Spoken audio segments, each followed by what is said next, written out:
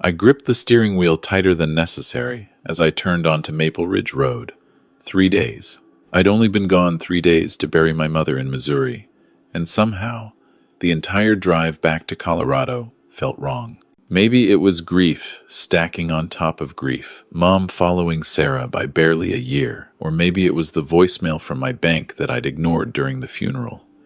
Mr. Patterson, we need to discuss some unusual activity on your account.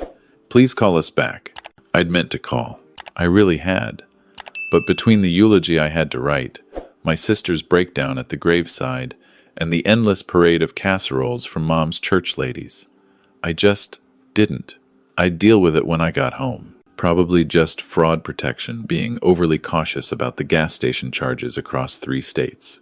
The cabin came into view as I rounded the final bend, and my foot hit the brake without conscious thought. There, hanging on the front door like some kind of grotesque ornament, was a realtor's lockbox, one of those combination ones that agents use for showings.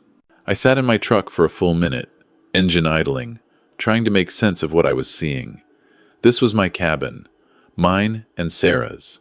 We'd bought it 23 years ago with the money from her father's estate, spent every anniversary here, taught our son Jake to fish in the stream out back. After Sarah died last year from pancreatic cancer, this place had become sacred ground.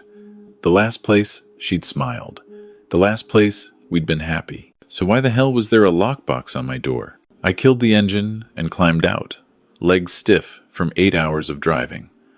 Up close, the lockbox looked new, official, the kind that meant business. I tried my key in the deadbolt, but something was wrong. The lock turned, but the door wouldn't budge. I pushed harder. Nothing. Someone had changed the damn locks. What the hell? I muttered, pressing my face to the window. The furniture was gone. Our furniture. The couch where Sarah used to read. The rocking chair I'd built her when she was pregnant with Jake.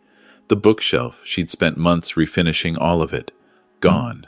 The walls were bare. Even the curtains she'd sewn by hand were missing. My phone was in my hand before I fully processed what I was doing.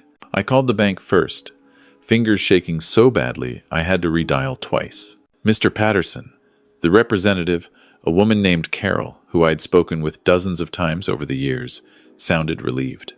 Thank goodness you called back. Sir, we've been trying to reach you.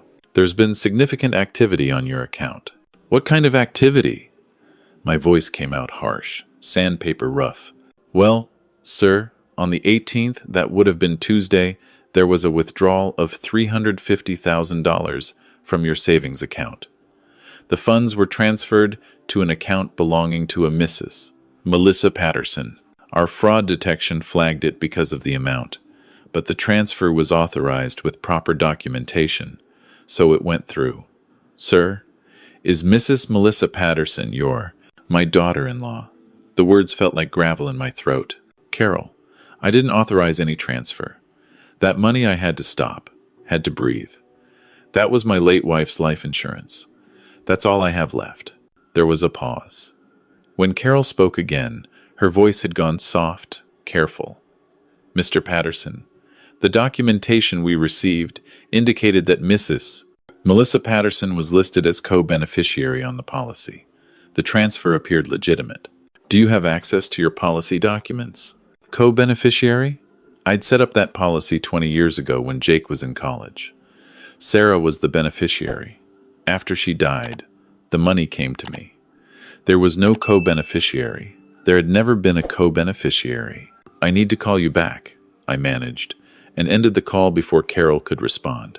My hands were shaking so badly I nearly dropped the phone. Melissa, Jake's wife, the woman who'd helped care for Sarah during those final terrible months, who'd sat with her during chemo, who'd held my hand at the funeral and promised we were family, promised she'd always be there for me. I called my son. It rang 6 times before going to voicemail. Jake, it's Dad. Call me as soon as you get this. It's important. I tried to keep my voice steady. Failed.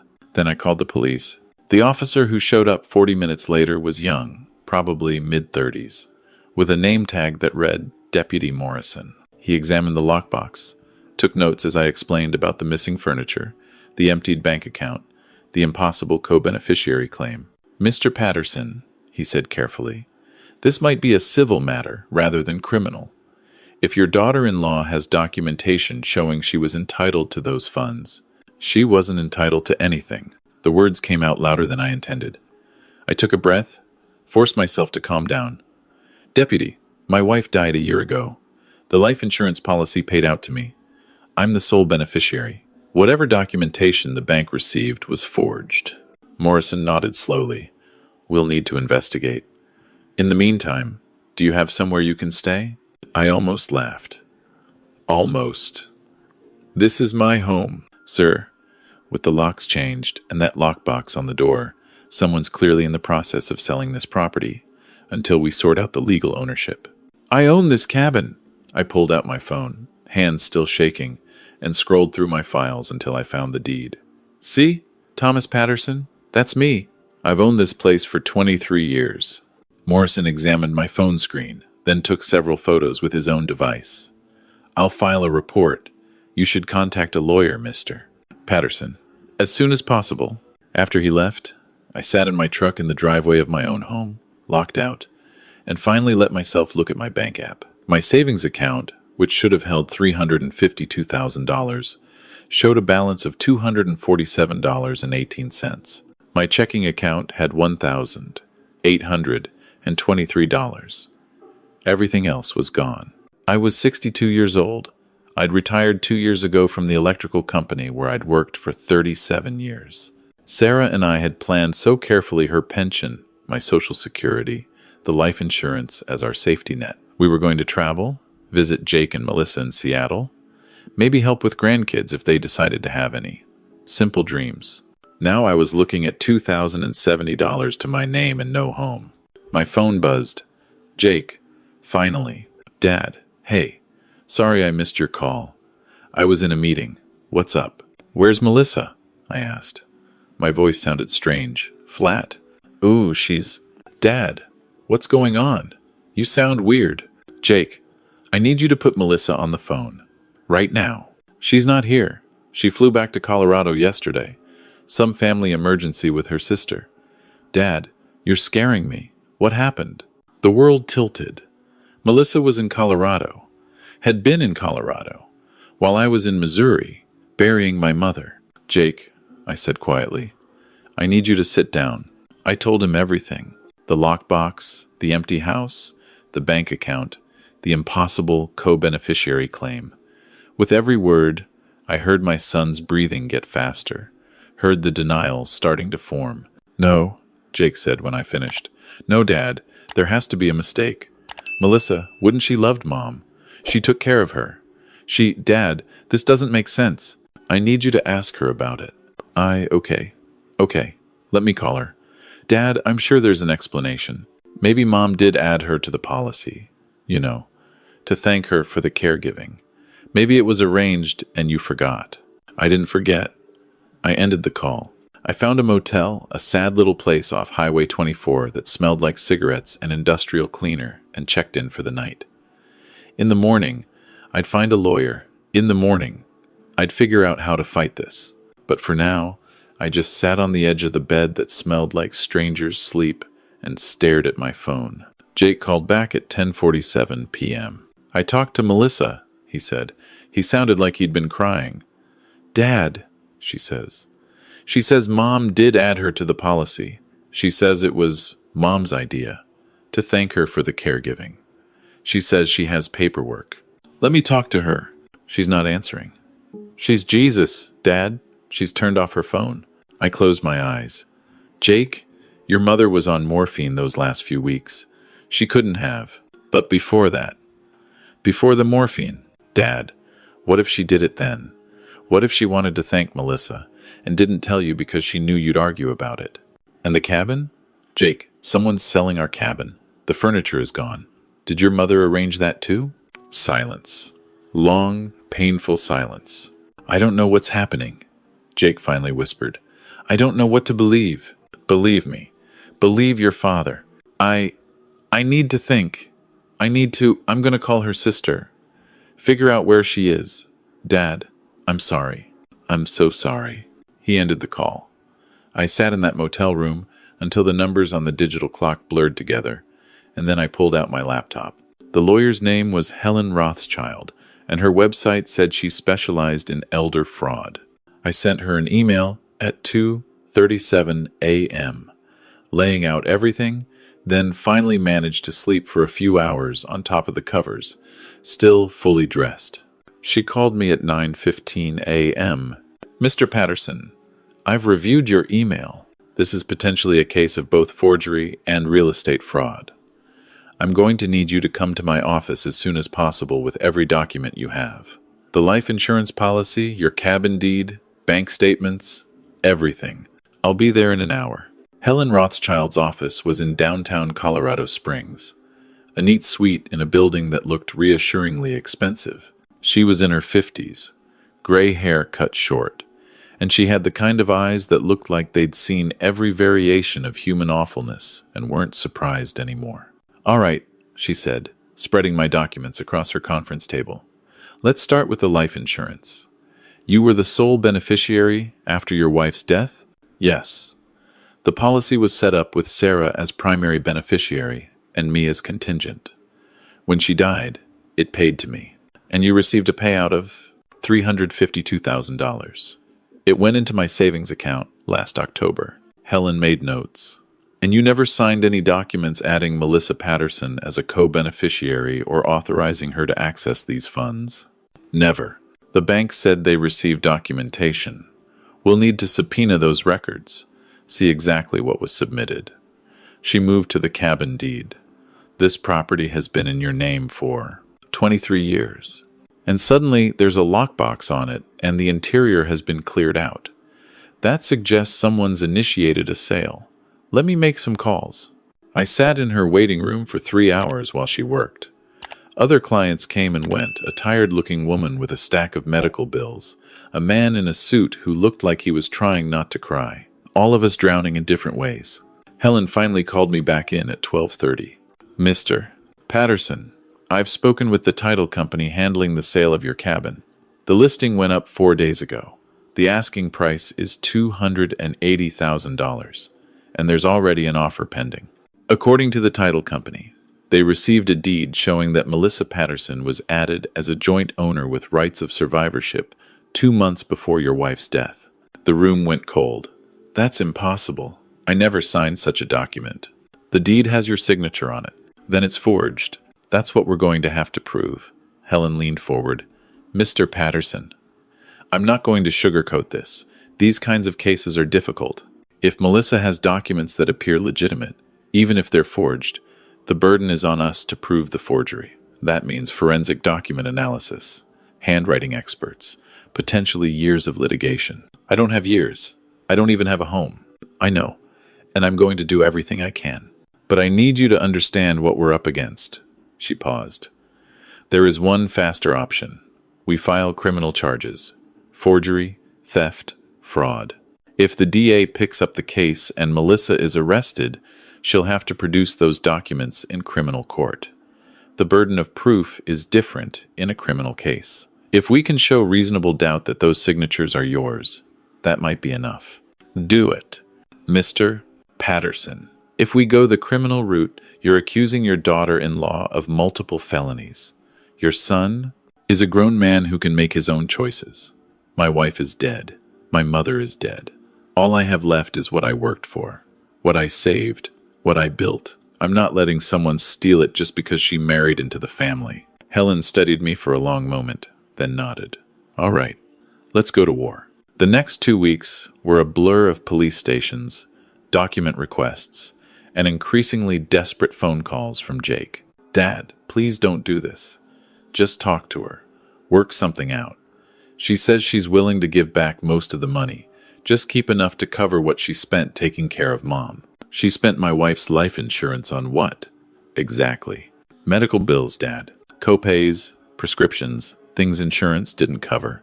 "Jake, your mother's medical expenses were fully covered by her insurance through my company. I have the statements. The total out-of-pocket cost was $800. Silence. "Dad, where did the money go, Jake?" $350,000. Where is it?" "I don't know. His voice cracked. I thought I knew her. I thought we've been married 6 years. How could I not know? I wanted to comfort him. He was my son, my only child, and I could hear his heart breaking through the phone. But I was breaking too, and I had nothing left to give. Talk to your wife, I said.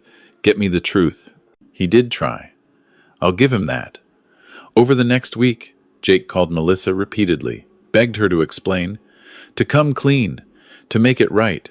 She told him she'd been in an accident and needed the money for medical expenses. Then she said it was for fertility treatments we'd discussed. Then she claimed I'd given her permission verbally. The story changed every time. Finally, Jake flew home to Colorado to find her himself. She was living in a condo in Denver. A nice one, according to Jake. Floor-to-ceiling windows, mountain views, modern furniture. A condo that, according to the lease agreement Jake found, cost $4,500 a month. She bought a Tesla, Jake told me over the phone. His voice sounded dead. It's parked in her assigned spot. A red Tesla Model X. And Dad, there's a man. I saw him through the window before I knocked. They were laughing. Jake. His name is David. She says he's her business partner. They're starting a yoga studio. A chain of them, actually. That's where the money went. The business opportunity she couldn't pass up. She says Mom would have wanted her to follow her dreams. I closed my eyes. In that moment, I hated Melissa more than I'd ever hated anyone in my life. Jake, come stay with me. We'll figure this out together. She still won't talk to me. She says you're lying, that you're trying to turn me against her. She says I have to choose her or you. A pause. Dad, I already chose. The DA took the case. Deputy Morrison had been thorough in his initial investigation, and Helen's follow-up work had uncovered even more. The signature on the deed, transferring half the cabin to Melissa, didn't match my signature on any other legal documents. The life insurance beneficiary change form had supposedly been notarized, but the notary whose stamp appeared on it had never notarized any such document and hadn't even been in Colorado on the date listed. The bank should have caught it. Would have caught it if they'd done basic due diligence, but they'd processed the transfer anyway. Melissa was arrested on a Tuesday morning at her new condo. Jake called me from the parking lot, watching as they put her in handcuffs. She's crying, he said. She keeps saying it's a misunderstanding. She keeps asking for me. Did you go to her? No. He sounded numb. No, I just watched. The preliminary hearing was 3 weeks later. I sat in the courtroom next to Helen, watching Melissa walk in wearing a conservative navy suit that probably cost more than my monthly motel bill. She looked smaller somehow, older. She didn't look at me. Her lawyer argued that this was a civil matter, that at worst there had been a miscommunication, that criminal charges were excessive. The judge disagreed. The evidence of forgery was substantial. Trial was set for 4 months out. Melissa made bail. Her parents paid it $50,000 cash. According to Jake, they'd had to take out a second mortgage on their house in Utah. They blamed me. Half of Melissa's family blamed me. Even some of my own cousins called to say I was being vindictive, that family should forgive family, that Sarah would be ashamed of me. Maybe she would be.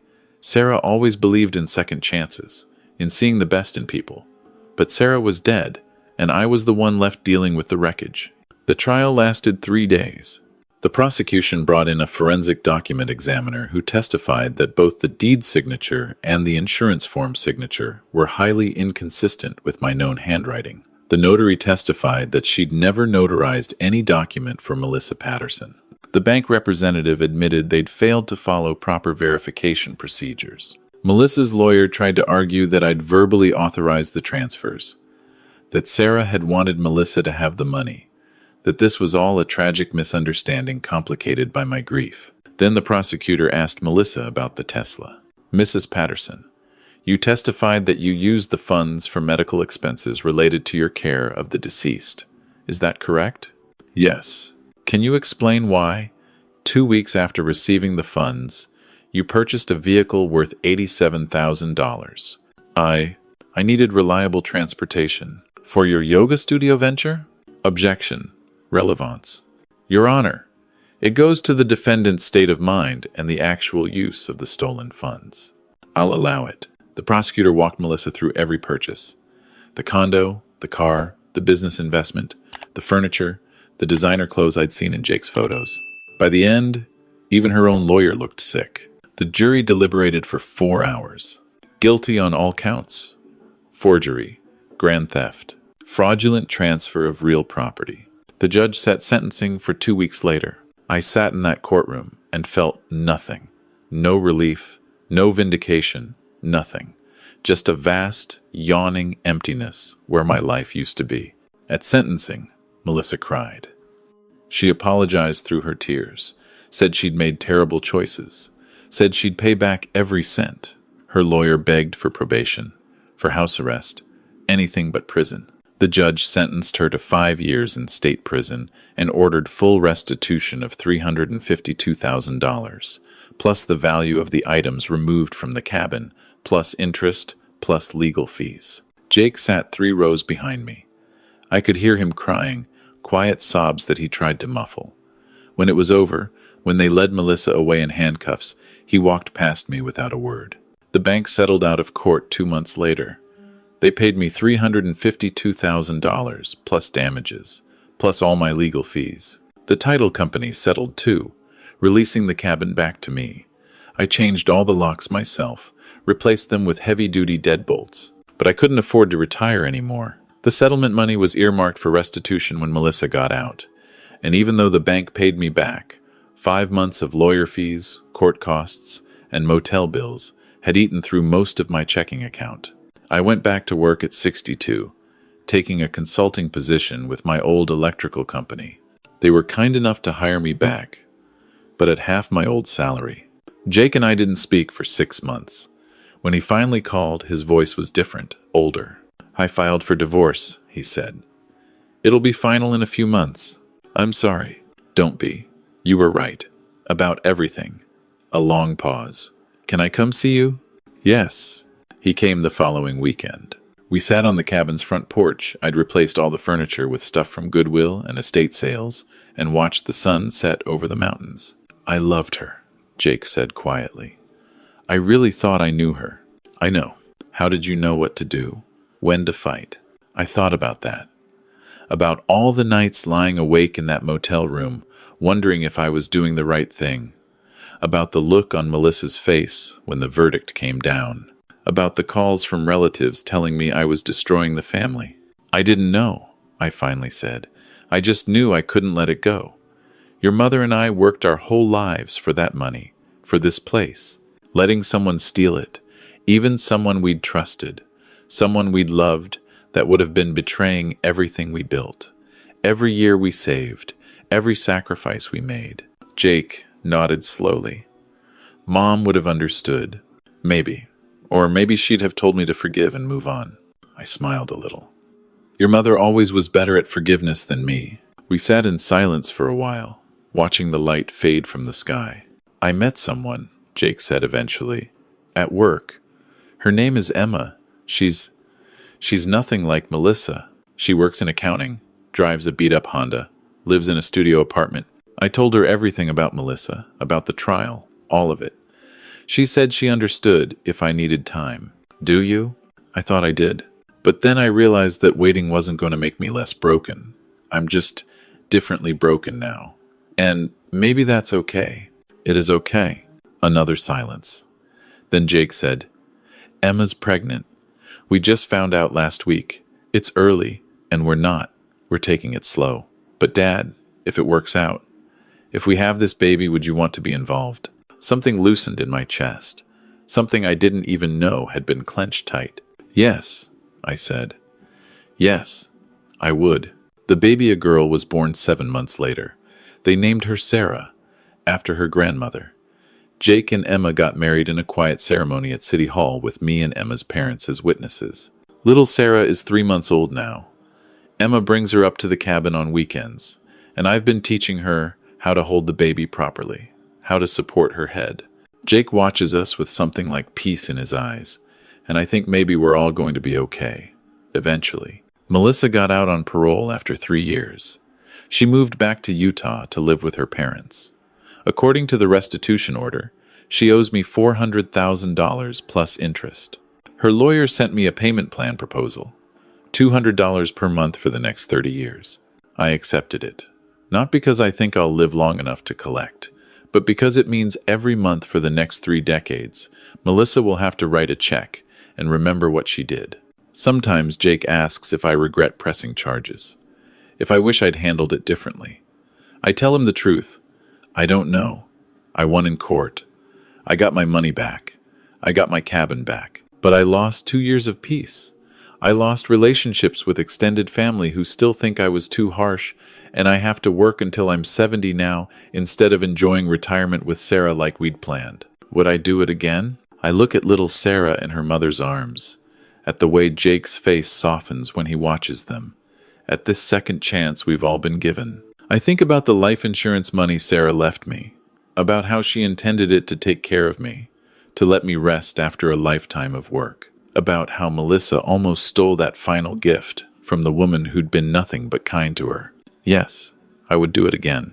Not because it was easy, not because it brought me peace, but because some thefts are too great to forgive. Because Sarah deserved better. Because I deserved better. And maybe, just maybe, because by fighting back, by refusing to let it go, I taught my son something about standing up for yourself when the world tries to take what's yours. Maybe I taught little Sarah too, even though she's too young to know it yet. We'll see. We'll see if it was worth it. But sitting here on my porch, my granddaughter asleep in my arms, my son building a fire in the fireplace, my wife and I installed together 30 years ago. Maybe this is what justice looks like. Not perfect, not painless, but real. And for now, that's enough.